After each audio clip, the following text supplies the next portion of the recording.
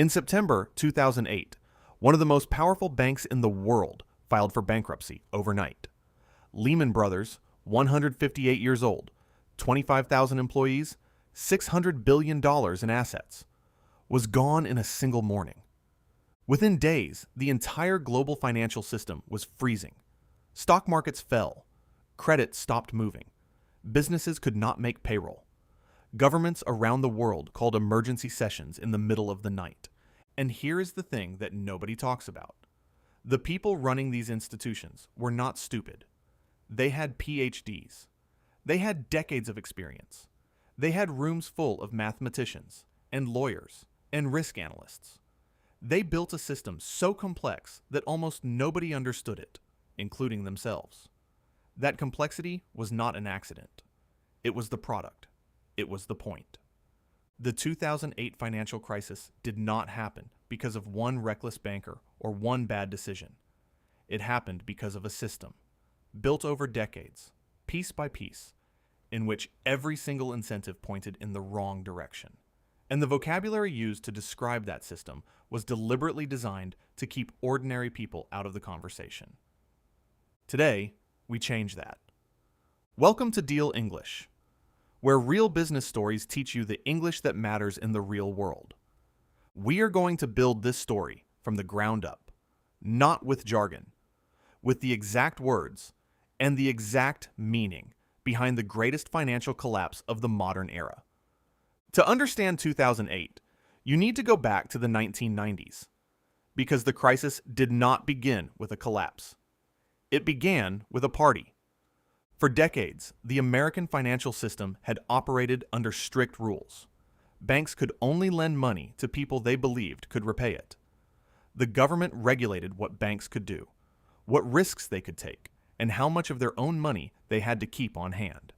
The system was slow, it was conservative, and it worked. Then came deregulation.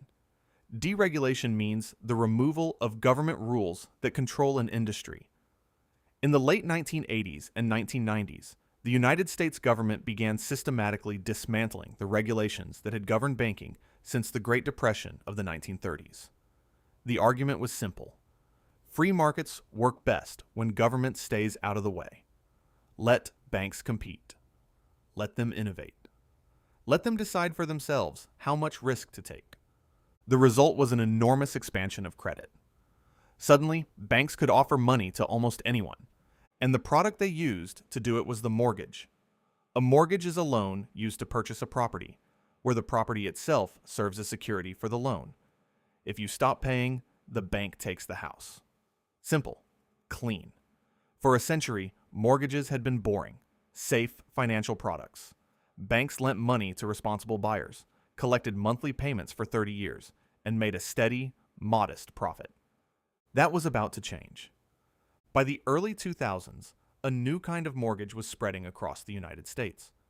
These were called subprime mortgages, loans offered to borrowers with poor credit histories, low incomes, or no income verification at all. Lenders were approving applications in hours. They were offering deals with no down payment, with interest rates that started low and then doubled after 2 years. They were handing mortgages to people who, under any previous standard, would never have qualified. The key question is, why? Why would a bank lend money to someone who could probably not pay it back? The answer to that question is the answer to the entire crisis. Banks used to care whether their borrowers could repay. That was the entire basis of lending. You evaluate the risk. You keep the loan on your books. If the borrower defaults, you lose money. So you lend carefully. But by the early 2000s, banks had discovered they did not need to keep their loans at all. They could sell them. Here is how it worked. A bank in Ohio approves 500 mortgages. Instead of holding those mortgages for 30 years and waiting for the monthly payments, the bank sells all 500 to an investment bank on Wall Street. The investment bank pays cash up front. The Ohio bank walks away with its profit immediately and takes on zero risk going forward. It no longer cares whether those 500 borrowers can actually pay their mortgages.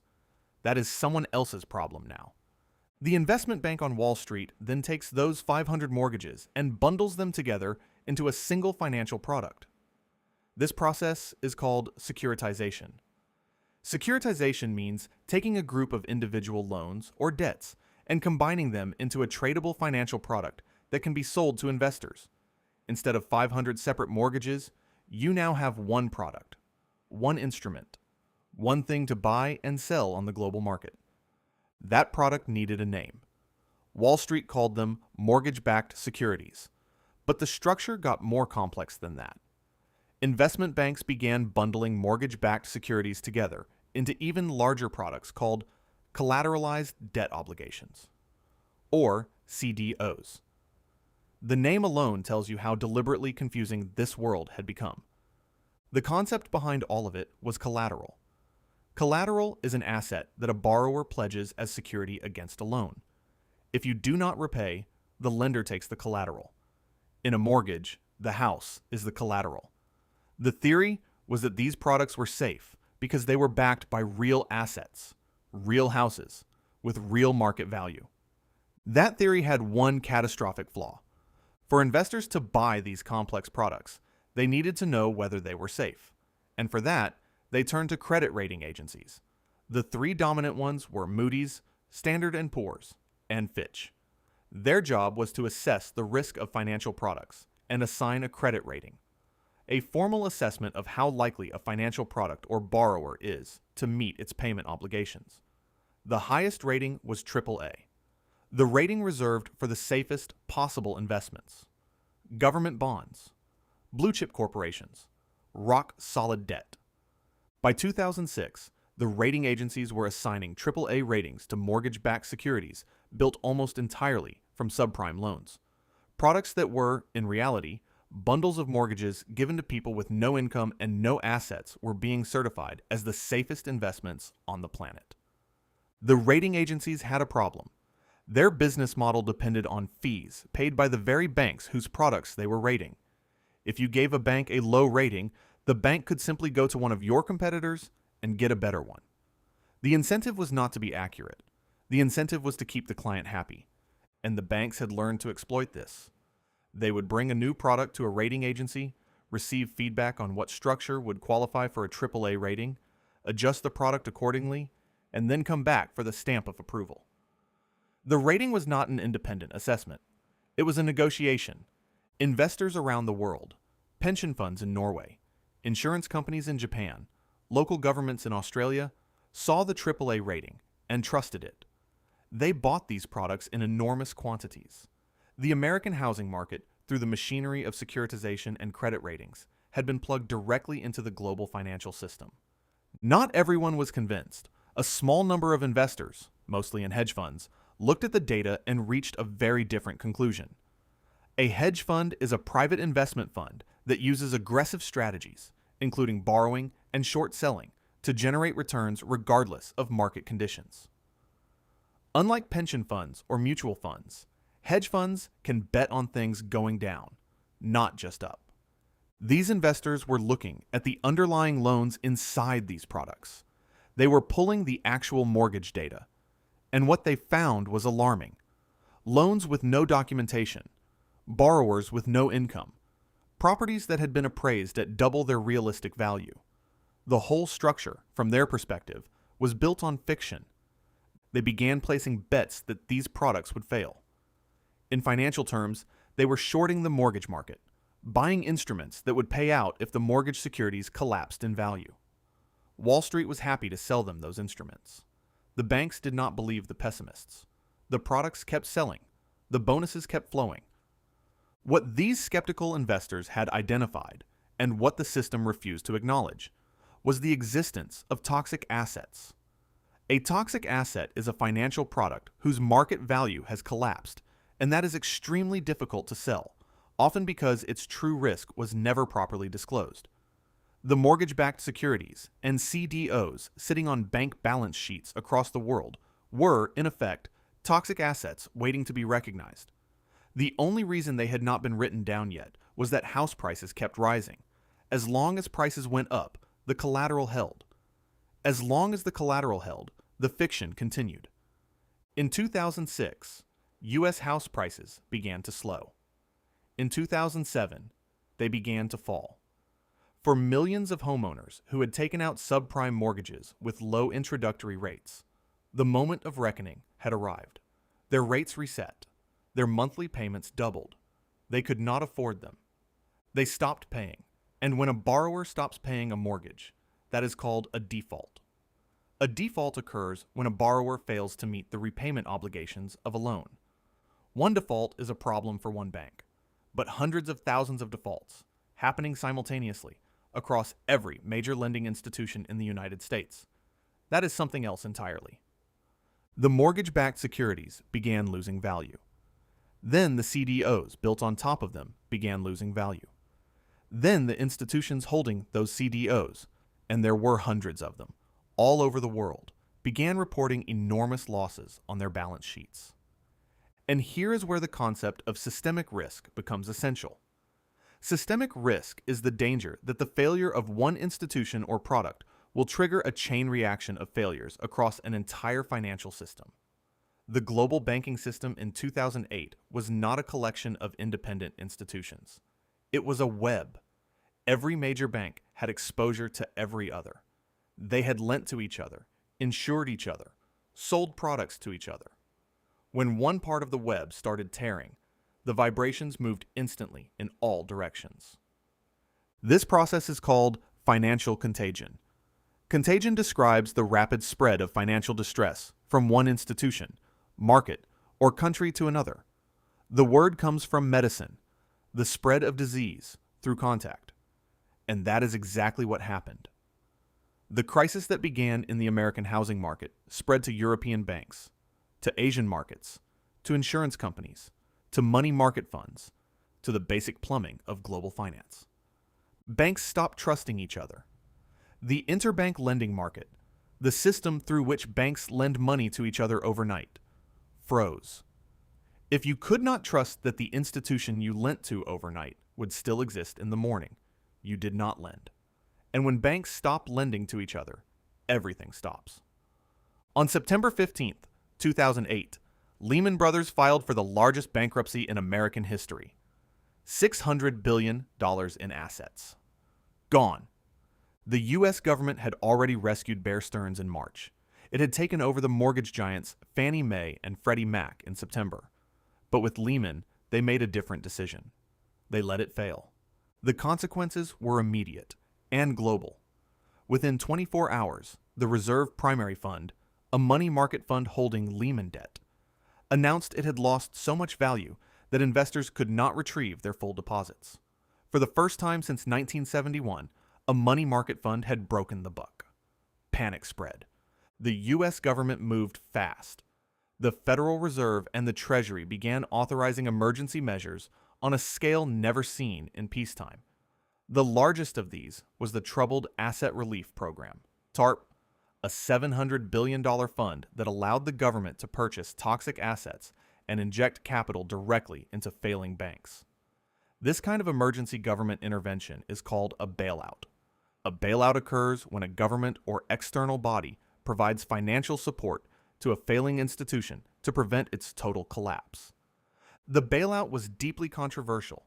Many Americans asked the same question. Why should ordinary taxpayers rescue the institutions whose reckless behavior caused the crisis?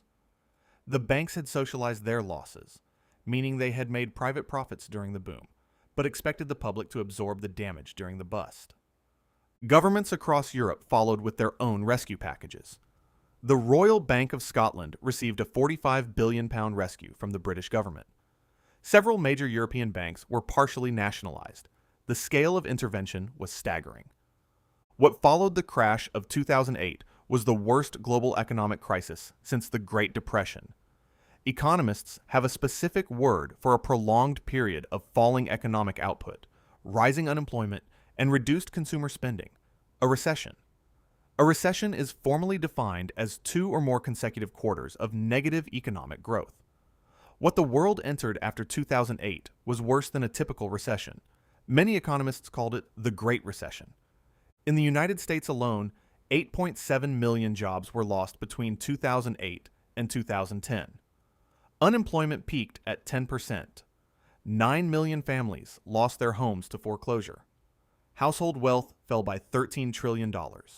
The people who suffered most were not the bankers who built the system. They were the families in the suburbs, the workers whose retirement savings disappeared, the small businesses that could not access credit. The banks that caused the crisis were, for the most part, rescued and rebuilt. Very few individuals were criminally prosecuted. One senior banker in the United States went to prison for his role in the crisis. 1.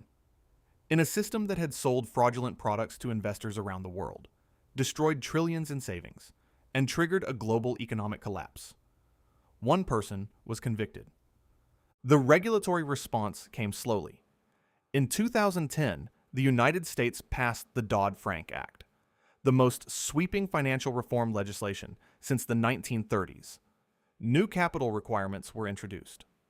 Oversight of the derivatives market increased. The Consumer Financial Protection Bureau was created to protect ordinary borrowers. Whether those reforms were enough remains to this day a deeply contested question. The 2008 financial crisis is not just history. It is a masterclass in how financial systems can fail and in the specific conditions that allow failure to become catastrophic. The first condition was misaligned incentives. Mortgage brokers were paid per loan approved, not per loan repaid. Bankers were paid annual bonuses based on the products they sold, not on whether those products performed.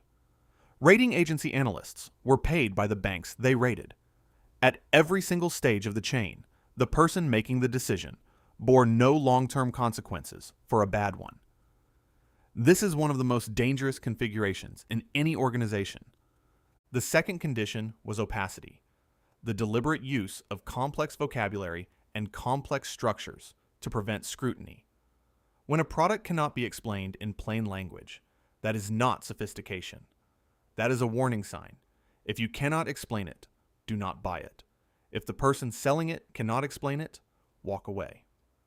The third condition was the assumption that the system was too large and too interconnected to question. The housing market had always gone up. The banks had always managed risk. The rating agencies had always been trustworthy. Every participant in the system was relying on someone else's judgment, and nobody was checking the foundations. In 2008, the foundations collapsed, and the people who lost most were the ones who had trusted most completely. The lesson is not that financial markets are evil. The lesson is that any system, financial, corporate, governmental, becomes dangerous when complexity hides accountability. Understanding the vocabulary is not just useful for passing an exam. It is how you protect yourself. Here are the 12 business English terms from this episode. Deregulation, the process of reducing or removing government rules that control how an industry operates. Mortgage, a long-term loan used to purchase property, where the property itself serves as security for the debt. Securitization, the process of combining individual loans or debts into a single tradable financial product sold to investors.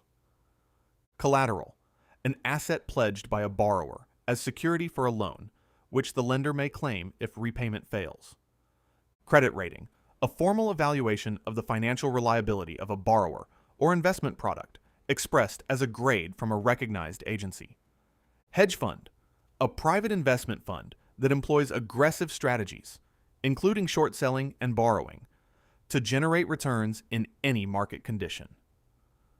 Toxic asset, a financial product whose underlying value has collapsed, often because its true risks were concealed or misrepresented at the point of sale. Default, the failure of a borrower to meet the scheduled repayment terms of a loan or financial obligation. Systemic risk, the risk that the failure of one financial institution or market will trigger a chain reaction of failures across the broader financial system. Contagion, the rapid spread of financial stress or instability from one institution or market to others, often crossing national borders. Bailout, emergency financial support provided by a government or institution to prevent the total collapse of a failing organization. Recession, a period of sustained economic decline, typically defined as 2 or more consecutive quarters of negative GDP growth.